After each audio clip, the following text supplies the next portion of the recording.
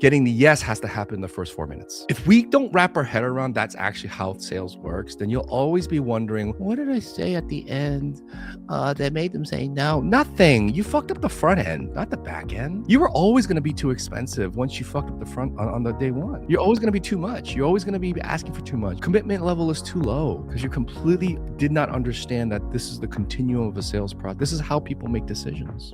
If that stopped you in your tracks, good. That's Dr. Daniel Bay, and you're going to understand by the end of this episode why most chiropractic practices leak 80% of new patients by visit 3, even when the clinical care is dialed in. I'm Corey Hibben, and this is ChiroX Podcast, and if you are a chiropractic business owner who is already stacking numbers but seems to keep hitting plateaus and can't figure out why, this episode's for you. Daniel is a 2001 Life University graduate who almost completely walked away from the profession 18 months into practice. 40 new patients in 8 weeks and only 6 stuck around. What he did next was to go outside of the chiropractic industry to learn sales for the better part of 2 decades. And this is the exact reason that his clients are now closing at 85 to 90% of new patients. In this conversation, we break down the 80-20 rule on day 1, why you're not rising to the occasion, you're actually falling to your training, and the counterintuitive move that almost no doctors can stomach that are separating the 7-figure earners from everybody else. Grab a pen and let's get into it. Dr. Daniel in the flesh. We're live, LinkedIn,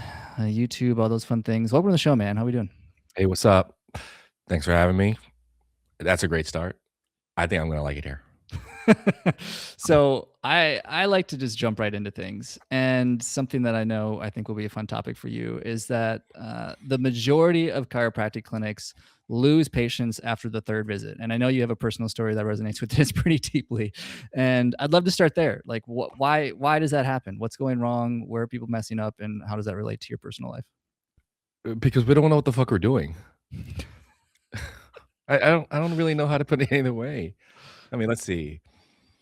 You want to learn how to juggle, so I guess you follow a process.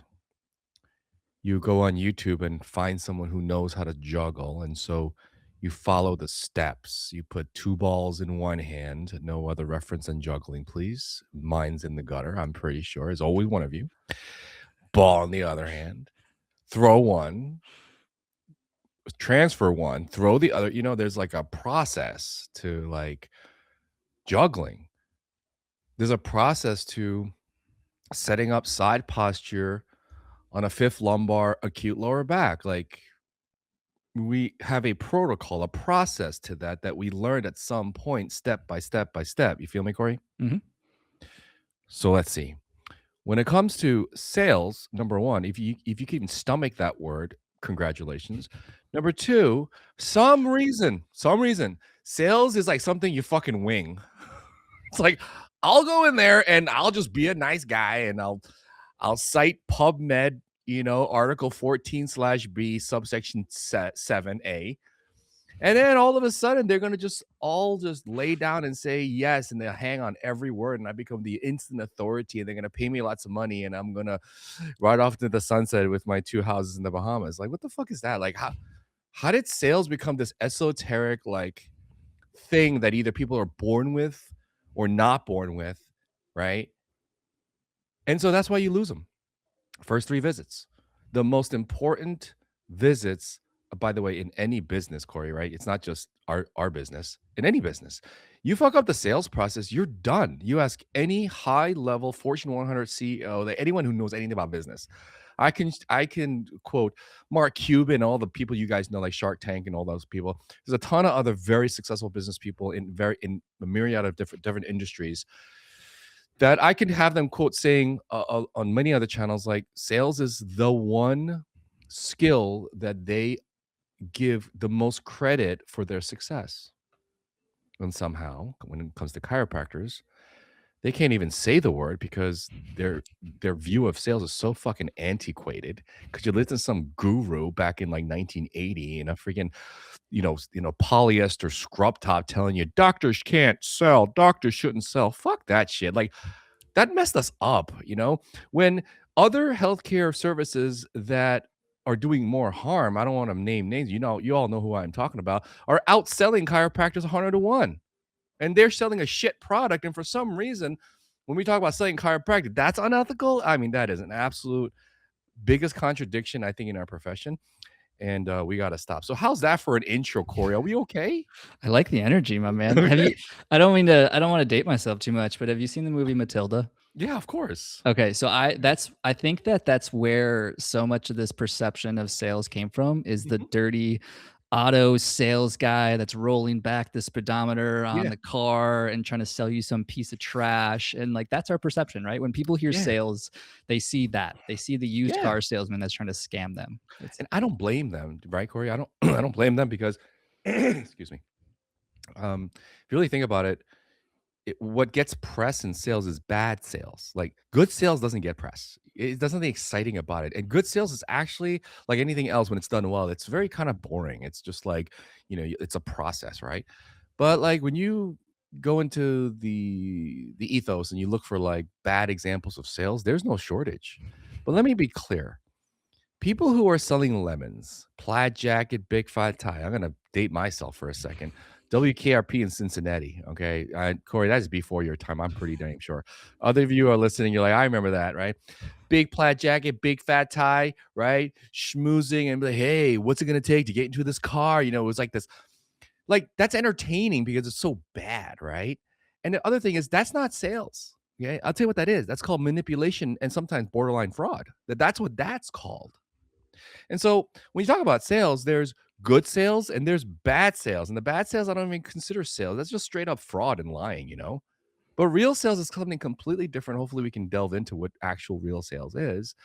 But I got to make sure we differentiate that. And I think a lot of people that are listening right now that are allergic to the word sales, I'm talking to y'all.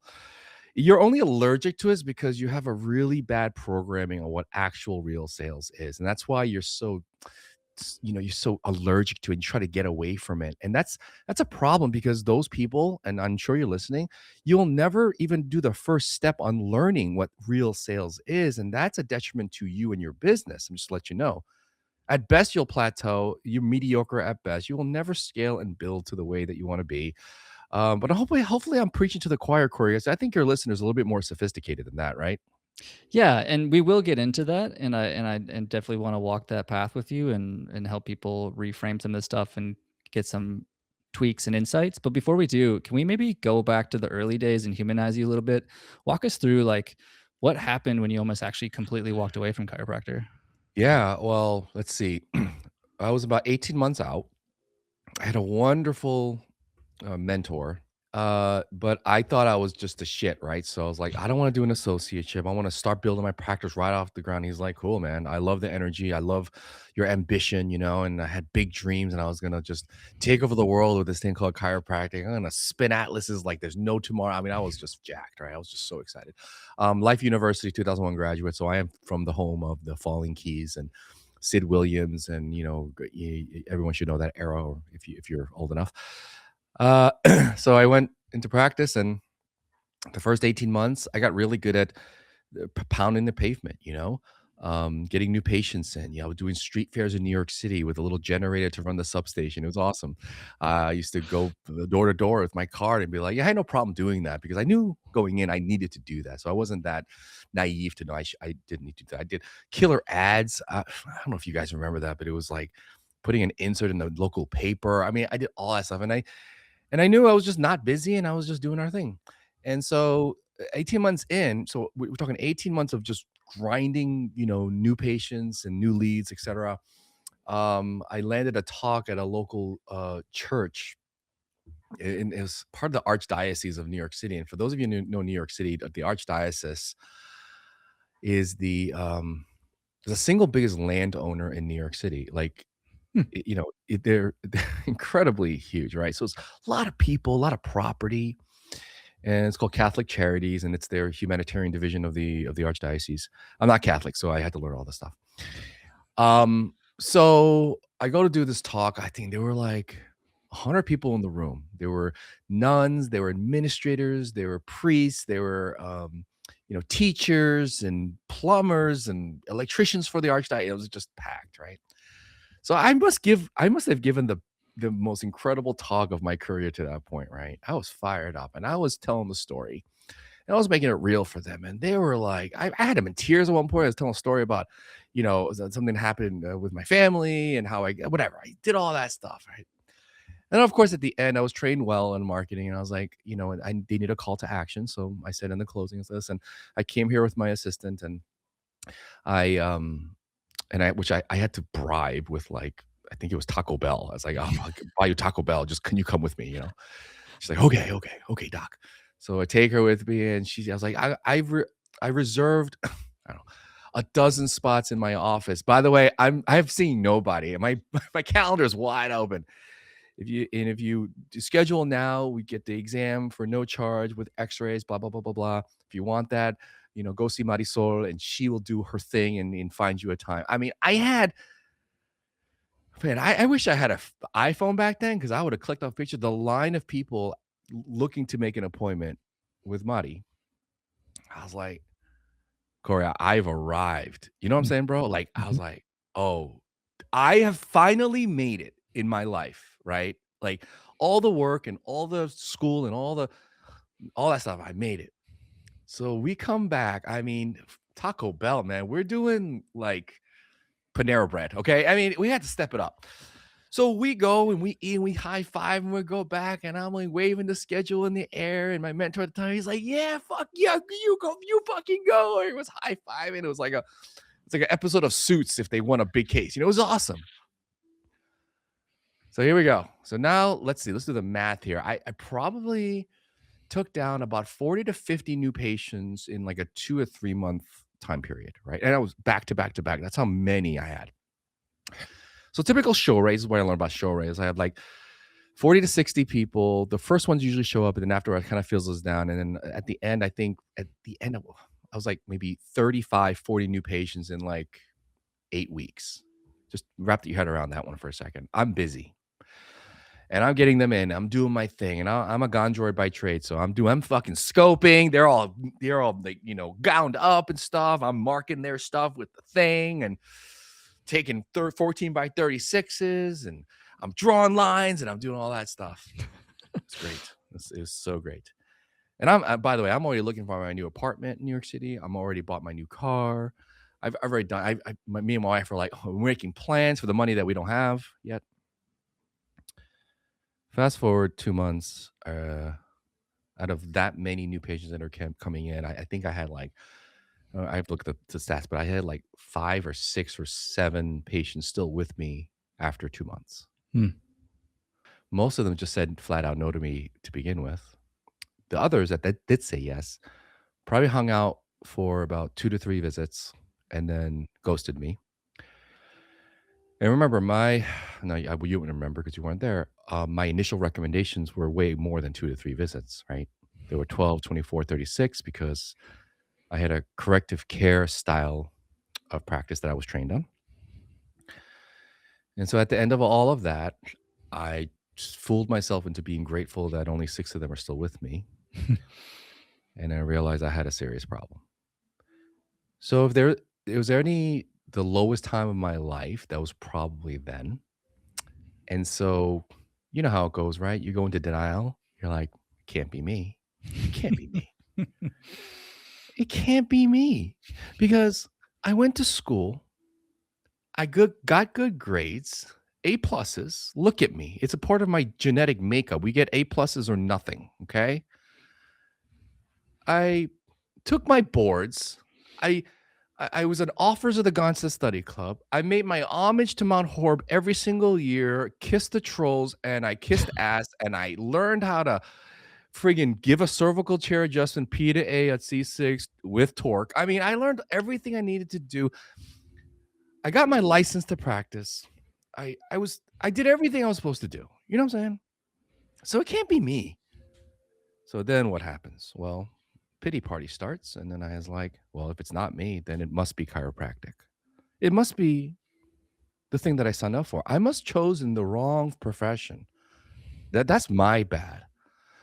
Well, what happens when you've already made a decision? You go online. Yes, we did have Google back then. And then I Google, is chiropractic legit? Uh-oh. Well, yeah. Uh-oh. What do you think you're gonna get? I Oh, don't yeah. know. Corey, do you remember do you know what Quackwatch is? Quackwatch.com? It's still up. Mm-mm. Yeah, give that a gander. It's just for entertainment purposes.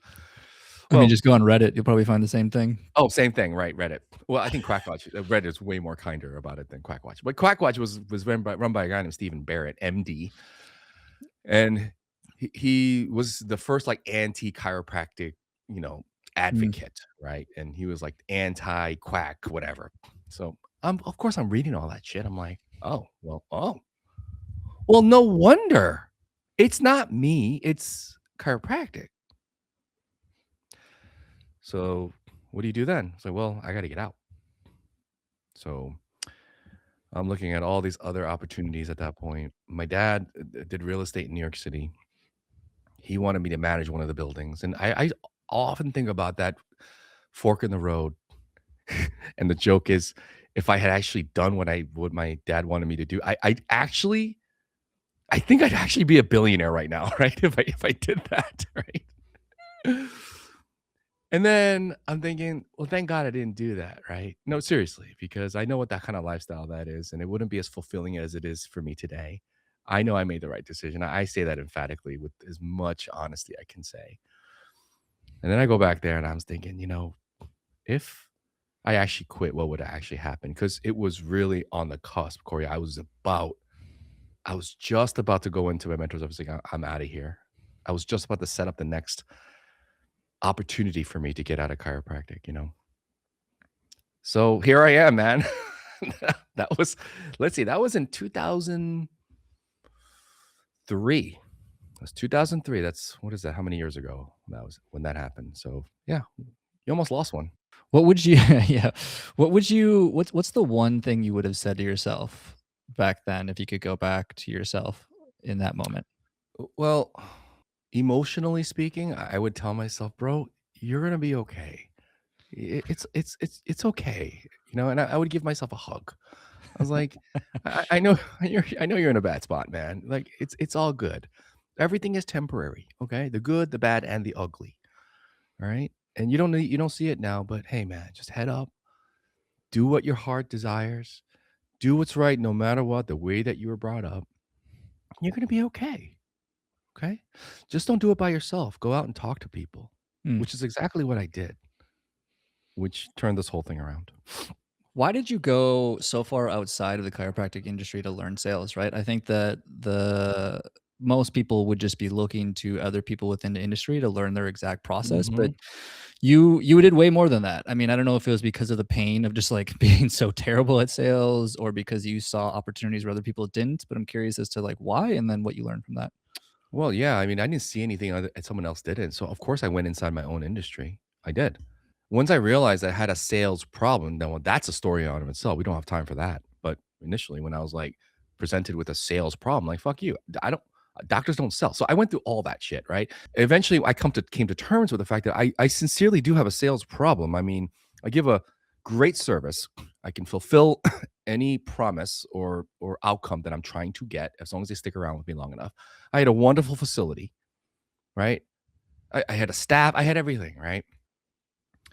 Um, but I had sales problems. So once I admitted that to myself, and that took about a year. Okay, it's another story.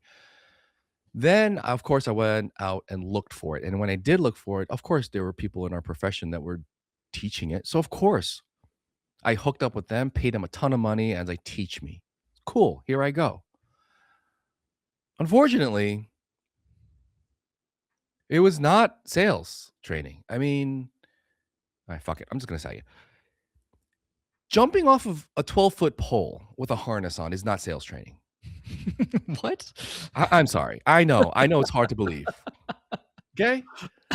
Walking on coals, hot coals, is not sales training. I see. Bending rebar with your episternal notch is not sales training. I see. Now, listen, I don't have anything against that stuff. I do it too, but I do it for a different purpose, right? Right? It, it's not teaching me a skill. So I did all of that, and I did it for a while. I spent a ton of money. And at the end of the day, Monday and Tuesday are great. Wednesday, I still suck.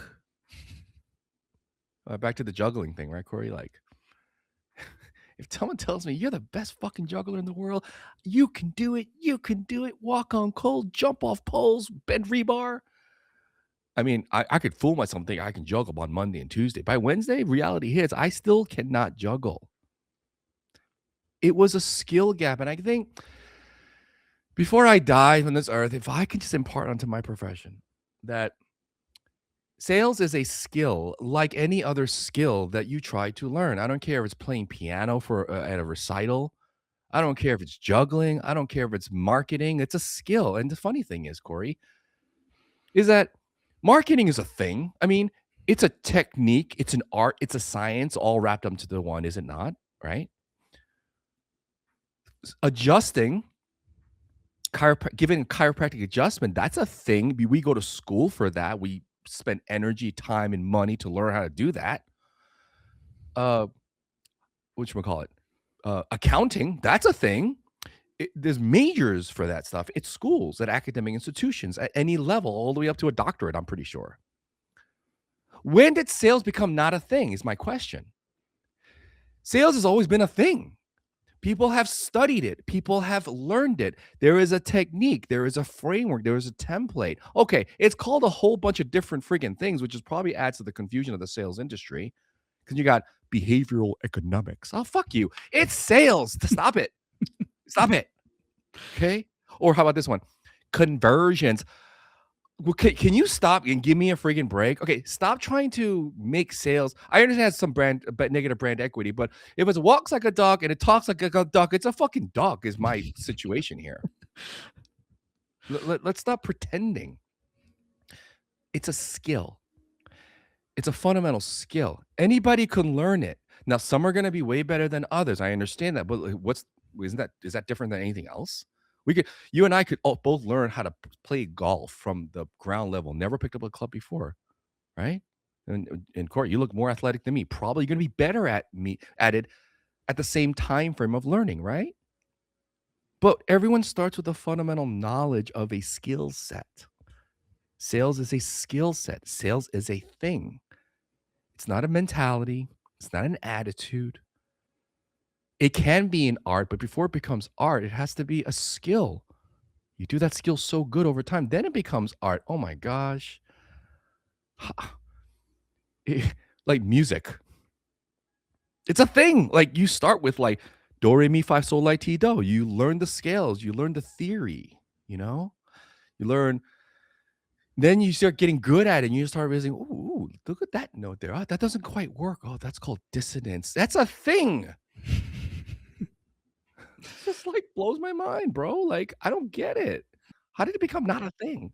I think what happens is I think most people make the mistake of thinking that they can rise to the occasion. And where I brutally learned this lesson is actually in the world of fighting and like combatives. Is Mm, that most people assume that when they're in a situation where they actually have to defend themselves or they're in a fight or all of a sudden yes, somebody's like making some comments about their girl, their spouse, or whatever it is, they think that they can rise to the occasion, which is incorrect. You will yes. actually fall to the level of your training. And sales is the exact same way, right? Is like most people look at it and they're like, yeah, I can just like rise to the occasion. I could sell anyone. I could sell this person. Yeah. And it's like, no, you will No. fall to the level of your training. And do you know what that term is called, Mm, Corey? It's called the Drunin-Kruger effect. It's mm, already been named. Yeah, and totally. Because it's so esoteric, right? yeah. You think you could do it, but you can't. So you're a fighter? MMA fighting? You're a fighter? I've recently got into like Brazilian jiu-jitsu and like some pistols type stuff. I'm just trying to learn how to defend myself, I guess you could say. I wouldn't necessarily call myself Amazing. a fighter, but yeah. Amazing, but you're learning a framework, a technique, a philosophy, right? And only when you get to a certain level of aptitude, right? Then the next level is a little bit more artistic. And then now you've earned the liberties to go outside the normal framework occasionally to pull something off in a situation that you had to improvise. Yes? Yeah, 100%. Yeah. 100%. Okay. And in the music world, you take Jimi Hendrix, which is probably I think one of the most sophisticated improvisers for like in the pop genre in the history of music. Okay, especially for guitar. If you're a jazz person, I mean, come on, Miles Davis, like the king of improvisation, right? And we always give him so much clout for being the most incredible improviser. How do you come up with this? You're a fucking genius. You know what those two guys never get any credit for in the music world? How fundamentally technical they were and have been on the fundamentals of music. These guys were absolute serious technicians. Music theory, understanding the technicalities of music, right?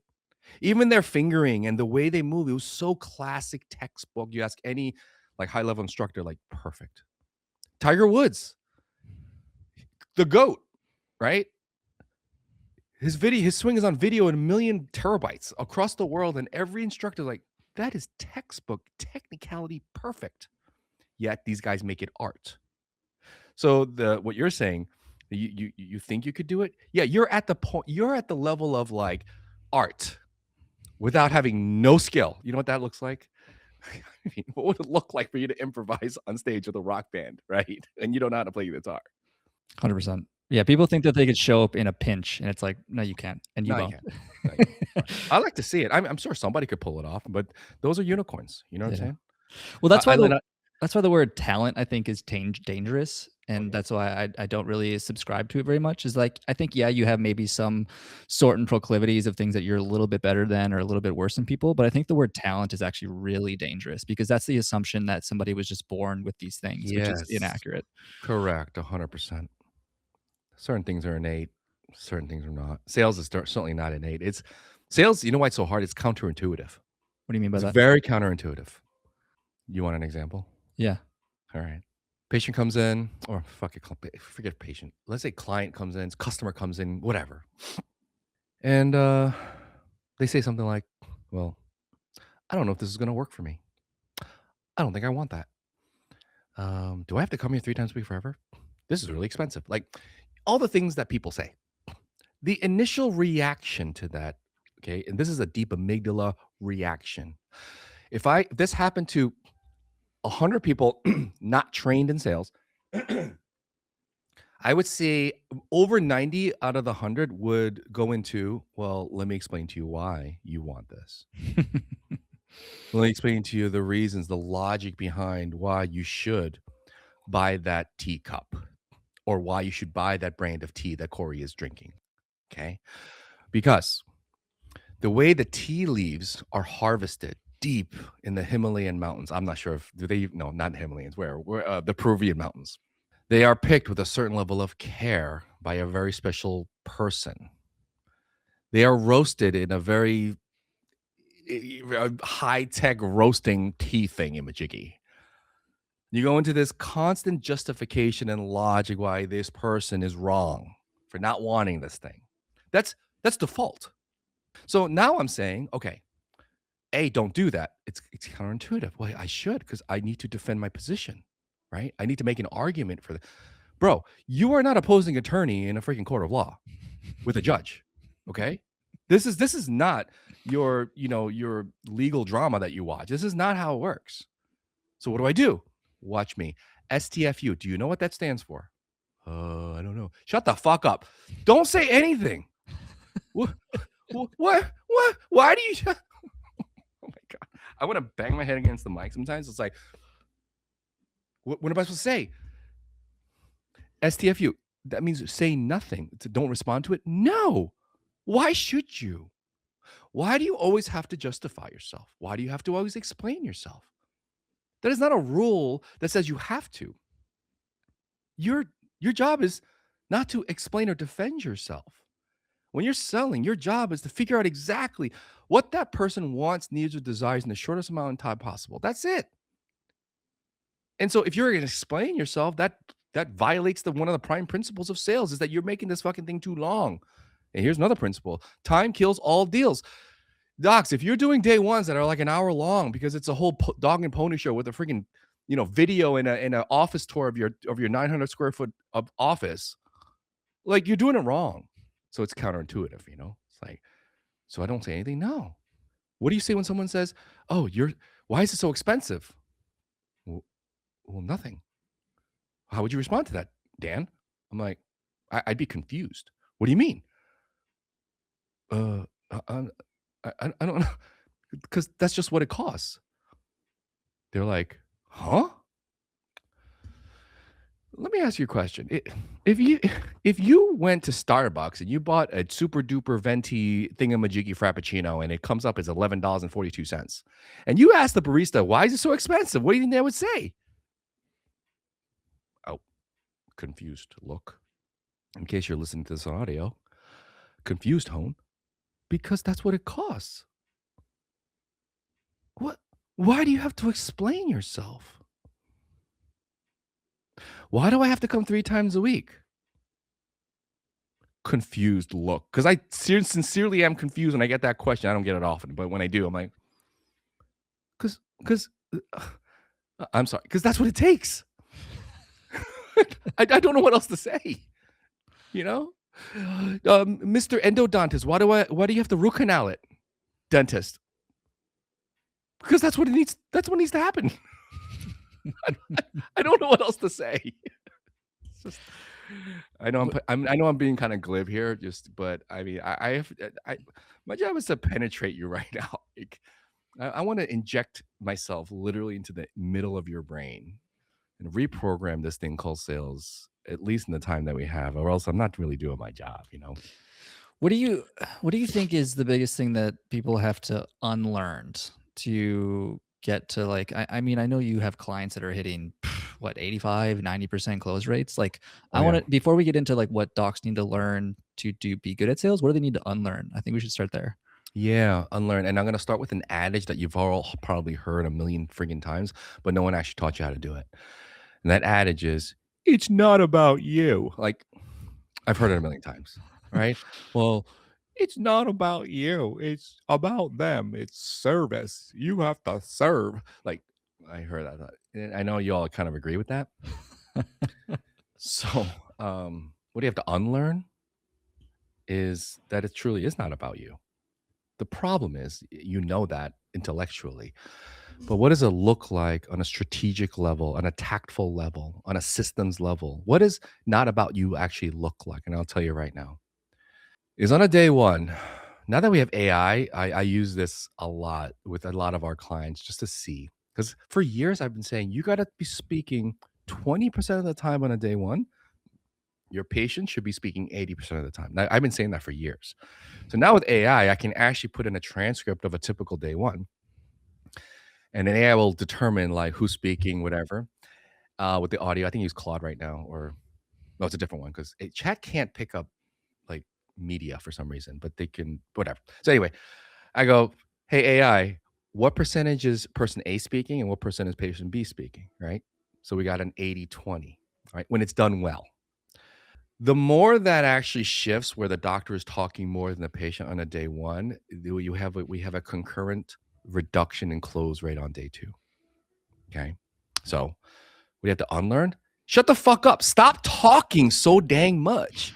Stop explaining so dang much. So the question is, wait a second. If I'm not talking about what I'm doing, I'm not talking about how good my shit is, then what the hell do I talk about? Well, I'll tell you right now. Is you ask very skilled questions that gets your patient to the fundamental reason and the problem and the want, need, or desire in the shortest amount of time possible. That is your job on a day one. You ask questions, be curious, even though you've seen this a million friggin' times. I get it. And shut the fuck up. Stop talking. So wait, Corey, hold on a second. I need some clarity. I'm curious. When you have that neck pain on the right side, is it only there? Does it happen to travel up, down, left, right, sideways? Like, I need some more clarity on that. I'm actually really curious. Listen, give me the long version of this. I got all the time in the world today, even though you don't. Some of you are listening to that and saying, whatever. The smart ones, sophisticated ones, listen to what I just said as a script, and you're saying this is absolutely fucking brilliant. You know why? Because number one, it's a complete pattern interrupt. Because every doctor in modern healthcare right now wants the short version. No one asks for the long version. Our communities, this world is so desperate to tell their story, okay, in one form or the other, and they're desperate to find someone who's willing to listen to it. And here's a doctor asking for the long version. And by the way, for the person out there who sees 1,000 visits a week and 20 new patients a week, and you don't have time, the best way to get the short version is to ask for the long version. Incredible paradox. You want the short version? Guess what you get? The long version.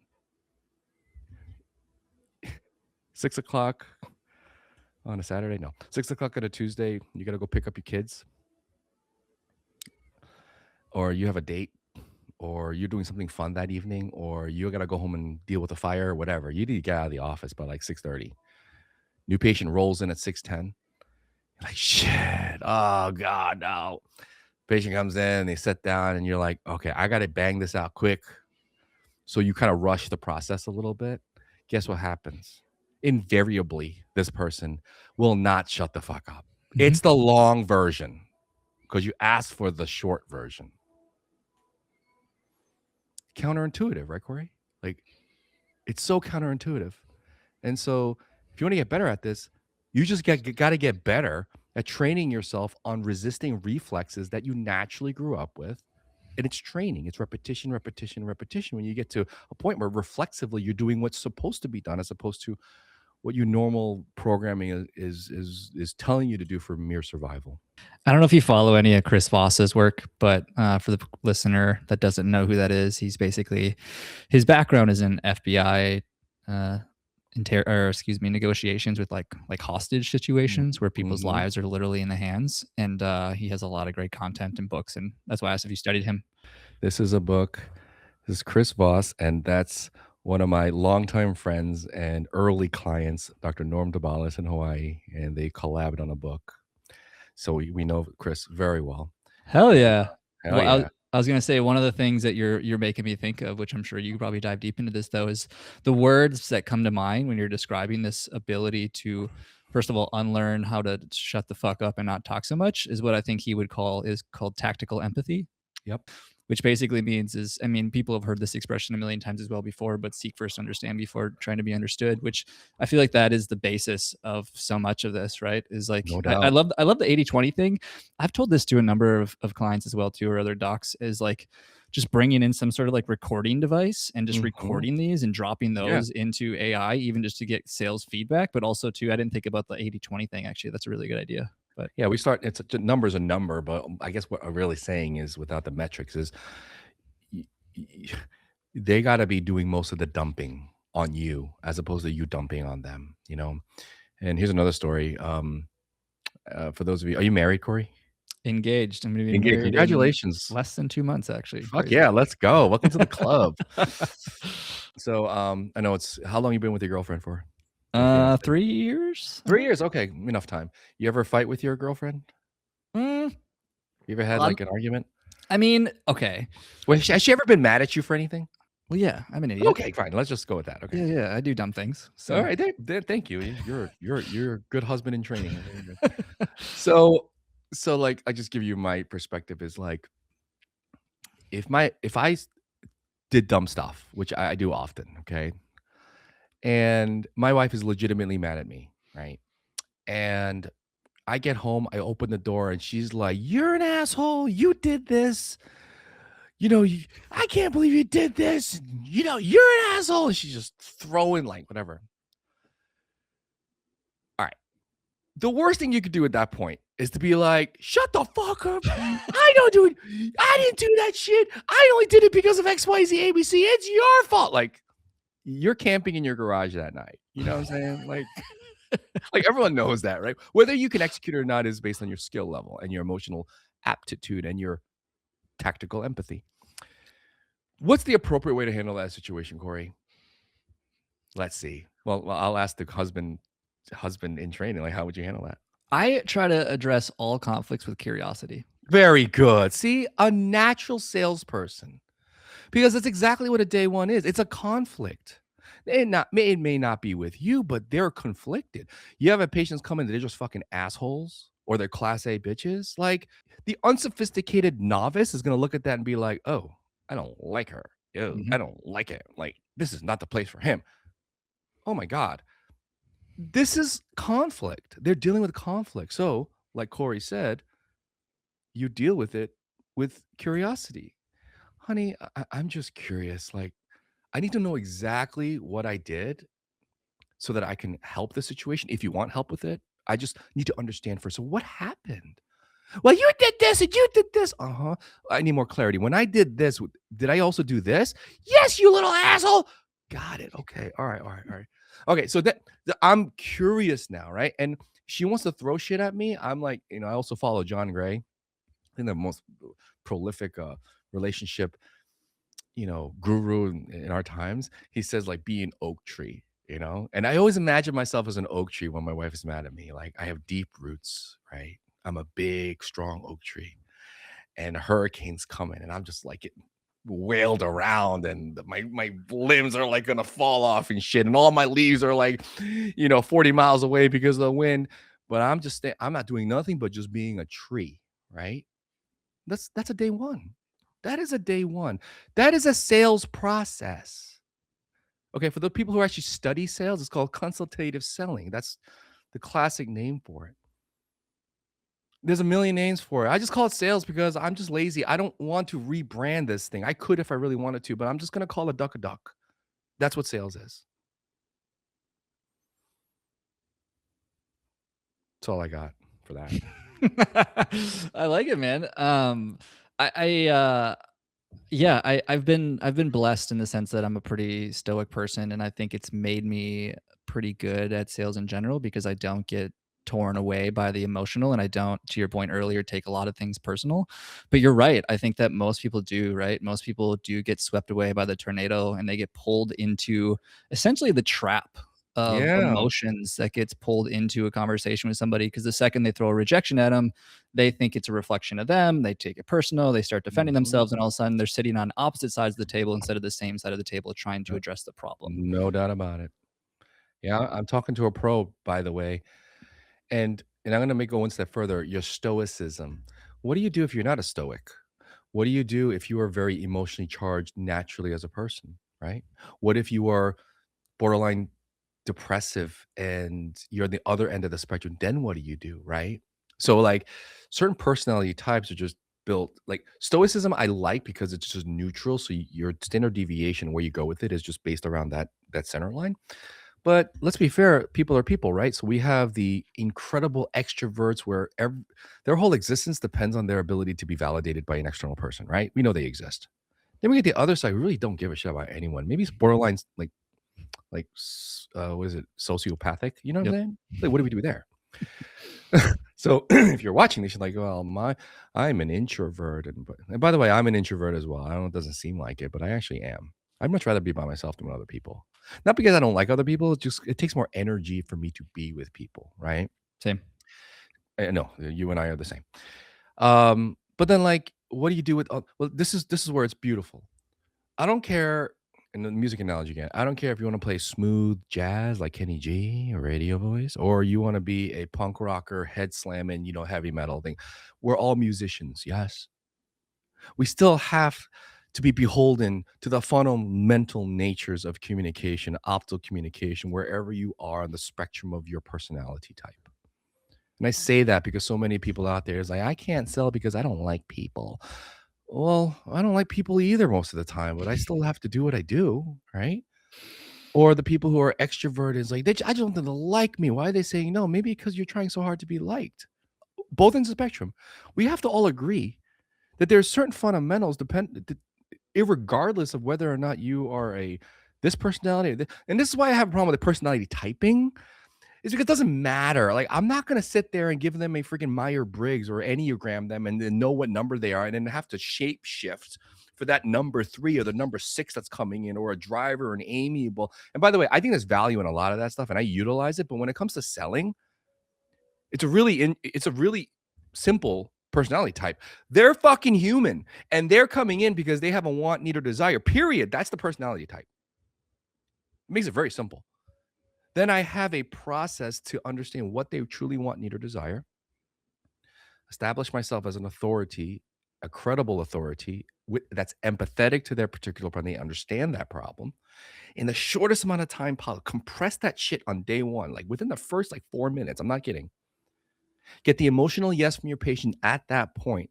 Everything else is gravy. Everything else just reinforces the expectations of what it takes to get this problem corrected, aka PVA, case value, what things cost. Yes, all that shit.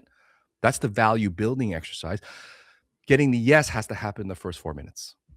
If we don't wrap our head around that's actually how sales works, then you'll always be wondering, what did I say at the end that made them say no? Nothing. You fucked up the front end, not the back end. You were always going to be too expensive once you fucked up the front on the day one. You're always going to be too much. You're always going to be asking for too much. Your commitment level is too low because you completely did not understand that this is the continuum of a sales process. This is how people make decisions. Break that 4 minutes down for us. That's interesting. I think that would probably surprise the listener that you just said that how important the first 4 minutes of the conversation is, and that you want to get them to say yes within that first 4 minutes. I think that would surprise people. Yeah, it would surprise people. Yeah. Well, for that, I'm gonna need $10,000, Okay. literally. Yeah. All right. Just kidding. Take Venmo. 100%. Ship it. Uh, and by the way, here's another thing we could talk about later. Is like I am not shy about money, so I'll joke about money. I give it no power because that's not really where the power lies. The power lies in what we're just talking about right now. Having them say yes in the first 4 minutes. By the way, I'm going to reframe or kind of correct you. They're not saying yes to me, right? They're not actually saying, oh, yes. They're saying yes to themselves. That's what I'm saying has to happen in the first 4 minutes. Okay. And we know that they're saying yes because we get things after the first 4 minutes like, oh my God, my last chiropractor didn't do this. Oh my God, like finally somebody, like, oh my God, I love it here. And they make excuses on why they love it here. Oh, I like the office dog, or I like your paint color. They don't like any of that shit, you know? They like it because something happened in the first 4 minutes that made them say, these are my people. I feel safe. I feel heard. And this person has enough authority, credibility, and experience to help me with my problem in the shortest amount of time possible. They're saying that to themselves, which is why that they justify it with logic. So I'm going to break it down. I think you nailed it, Corey. And I think you're one of the first podcast interviewers. By the way, you're a wonderful interviewer, by the way. Thanks. That said it. Curiosity. I'm telling you, curiosity in the first 4 minutes, if you can do whatever you do, you can ask them what color they like. It doesn't matter the question. If you can exude curiosity in the first 4 minutes, like genuine curiosity, where they're actually wanting to tell you stuff as opposed to you trying to dig it out of them, you're good. It's very difficult to screw it up after that. So, for example, I gave you the example before. Hold on. You literally say, I'm curious. Corey, I'm curious. And I've been thinking about this question when you answer the last question, but intentional pause, because that's what fucking curious people do.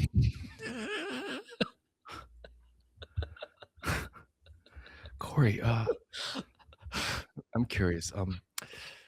When you said yes to your girlfriend and you had proposed, I'm just curious, like, was it a planned thing? Was it a spontaneous thing? Or was it like kind of the movies? I'm just curious. Can you kind of walk me through like that whole process? Take as long as you want. I want the long version of this one. Shut the fuck up. You know what I love about that pause, and I think people skip over that, is that I was actually listening to, I don't know if you ever listened to Chris Williamson's Modern Wisdom. It's one of my favorite podcast shows, but he asked a very thoughtful question to one of the other guests, and the thing that flashed in my brain was that if he answers that right away, I know he's not actually providing a good answer. No doubt. Right? And it's people underestimate that pause and that little glimpse of like, oh, they're actually thinking about this. This isn't something that you're just scripted. This isn't some bullshit thing that they've said a million times. This isn't something they pull out of their ass. This is something they're actually putting thought into. I actually love that. Actually, Elon's phenomenal at this as well. Oh, Like, yeah. he'll just stop talking for like a long period of time, and then you're like, whoa, okay, he just turned on his like processor in his brain, and he's actually going to provide a valuable answer. It's the same thing, right? Like that's what you did, is you're like, oh, he actually is curious. He actually took the time to think about this. No doubt. Very forgot about, but Yeah, it happens. We had a client once that used to be a radio DJ, right? And in broadcasting, like dead air is like death. You can get fired, which is kind of it says on air right now. I just got him thinking of on your recording platform. And so he had such a problem with like dead air, like with a day one or day two, and he just sounded like a rambler. And I'm like, you are the worst rambler I've ever met in my life, right? And when we work with our clients, like we have it set up where we work with clients, we get to know them intimately at the deepest level possible with the amount of people that we're working with, right? So we're not packing 1,000 people into a Holiday Inn, is what I'm saying. So I'm like, bro, you are the worst case of rambling I've ever seen. You're like an Aunt Marge, just talking and talking and talking. You repeat yourself, repeat yourself, repeat. She's like, what the fuck? Like, what is your deal? We had you try to stop you, and you keep going. Like, there's a programming in there. I gotta know where it comes from. He's like, all right, dude. I used to be a radio DJ. I'm like, oh, dude, that makes a lot of sense. You gotta be off the cuff, and that's what makes a good DJ. Off the cuff, always talking, never having dead air. Even on podcasting, you had dead air. You're probably gonna edit out the dead air. You know what I'm saying? Because in broadcasting, dead air means people are gonna just move on. You lose. That's not how a day one works or a day two works. It's human to human interaction. There are dynamics in this. There's ebbs and flows. Here, another musical analogy. The most powerful note in music is the rest symbol. Looks like a Mm. squiggly squirrel. Okay. That is the most powerful thing. When I was learning music and piano lessons, because I got to be good at math, I got to play piano, I got to learn taekwondo and shit. So when I was doing piano lessons, my piano instructor was like, "That right there is a rest," and I would just ignore it, and she would stop me, be like, "You got to rest." The composer put it in there for a reason. It's dynamics. There's volume changes. There's tempo changes and rests because this is the normal dynamic of human to human communication that we give no shits about anymore, especially in today's society. Holy shit, that comment has aged so well. I've been saying that for 10 years, and now I can finally say I was fucking right.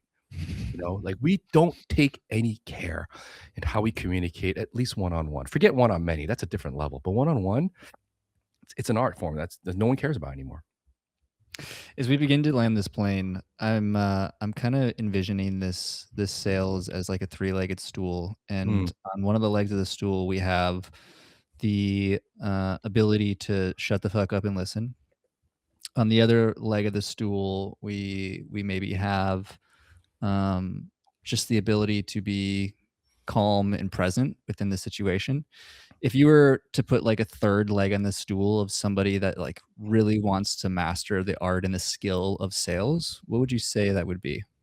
all right, so the first leg, hold on, is Shut the fuck up and listen. STFU. Got Oh. it. Or active listening. The second stool is what? Um, kind of what you're saying about um, being present, being calm, Okay, got being it. confident, being trustworthy. Okay. I'm curious as to what that third leg would look like. I think the third leg in that metaphor Mm. is going to be curiosity. I think that wraps it all up because you put all those things together: curiosity, active listening, which also includes not about you, right? Mhm. And also, um, I guess the third leg for you would be what you mentioned as stoic, what I would also consider um, emotionally centered, right? And emotionally sophisticated or high emotional IQ. Put that all together, you have curiosity, you have problem and solution orientation, you have authority, not being authoritative, just being an authority in your space, which is very valuable. That also lends itself as credibility. That also ends itself wrapped up in an envelope of empathy. I mean, what more do you freaking need? You know what I'm saying? Like, there's your 90% close. There's your people not dropping out after 6 visits. There's your people not looking at you weird when you give them your care plan number and they like, "Oh my god, sticker shock." Like, that's gone. If that's all established, again, time is a factor. In the shortest amount of time possible, we have to compress that shit, increase the potential energy of this thing. So when it actually explodes, it just explodes. It's not just a slow thing. It's like a bam, holy shit. This dog has been, where has this person been? I gotta send my whole family and my busload of hillbilly cousins here. I gotta go. Like this is the place. Like that all happens where it's not even enough. They don't think twice about as much as about the finances. Like this is my solution. I need to do this, and I needed to have done this yesterday. Mm. think that checks all the boxes if you think if you're asking me that. Last question. If you were talking to, one of your clients and they were struggling with sales, they can't figure this out. They're doing those things that you just mentioned. They're like, "Well, I don't understand. Like, I'm not talking. I'm asking a lot of questions. I'm doing this tactical empathy thing, but for some reason, they're not converting or closing, or I'm still not making the sales." What's the most common thing that you see, or the challenge that people are not recognizing that they're doing, or when you work with your clients? I mean, there's got to be patterns, right, of these people that it's like the same Mhm. thing over and over again. Like, Yeah. what is it? What is the thing you keep seeing? They just suck. Hmm.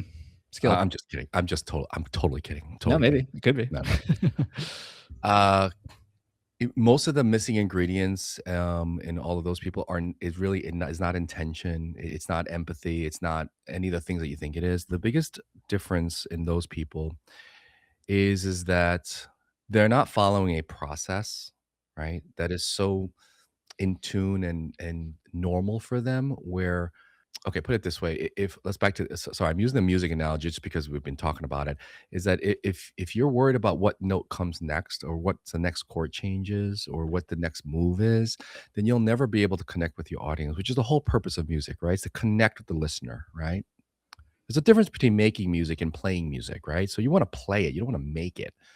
So like they're so discombobulated in their head because they don't know the process, a proven process to follow, which frees them up to actually be human.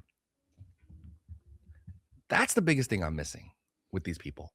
They're just so inward looking because they're so worried about what to do next, what to say next, like wondering if what I say was right, what I do is right, or should I do a 1 day process or a 2 day process? Should I take x-rays? Should I not take x-rays? Like all this stuff is constantly they're bobbing and weaving, trying to figure out the right thing to do. What's missing is like, who the hell's in front of you? Are you truly curious about this person's problem? Are you truly looking for a solution for them instead of worrying about your own shit because you're not prepared, you're not skilled. No one's walked you through the process that is absolutely field tested, bulletproof. I don't care what anyone says. We're the best sales process ever because it checks all the boxes.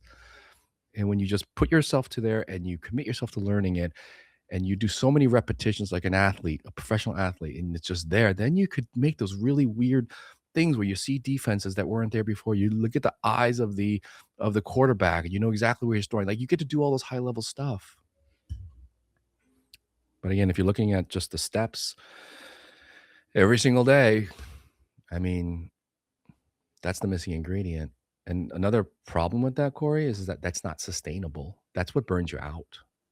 You know, you do that for a career. That's why we lose people. They just can't do it anymore. It's too much work to bob and weave and not know what to expect every single day that you have to go into the office. Oh my God, the drudgery. Can you imagine that? It's horrible.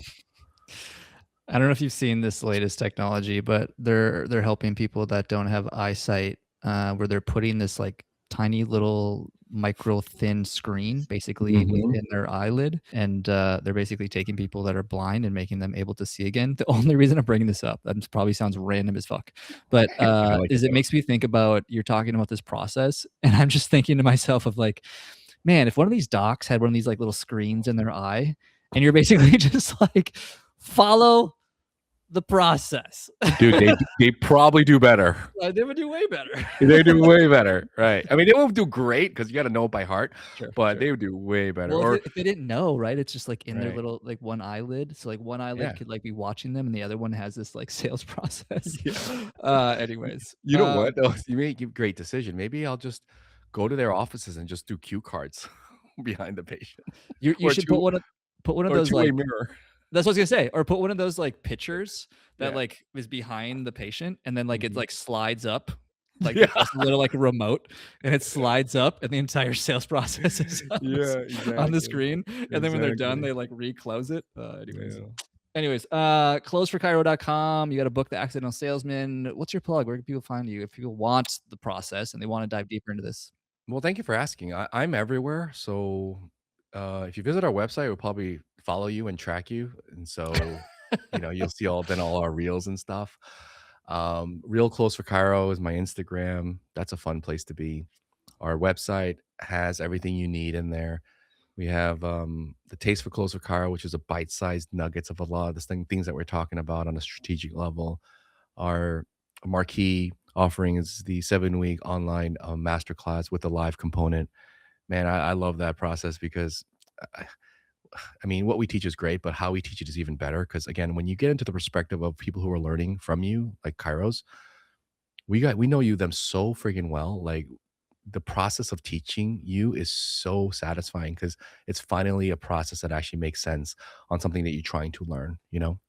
So I will be your juggle coach and I'll know exactly why you can't juggle. And I will be your music coach because I know exactly why you can't hit those notes. And we'll do it so efficiently that you're doing it in the shortest amount of time possible because time is a factor. We got to do this quicker. We can't take forever. You don't rise to the occasion, you fall to your training. Thanks for doing this, brother. Appreciate it, man. My pleasure, Corey. Thanks for having me.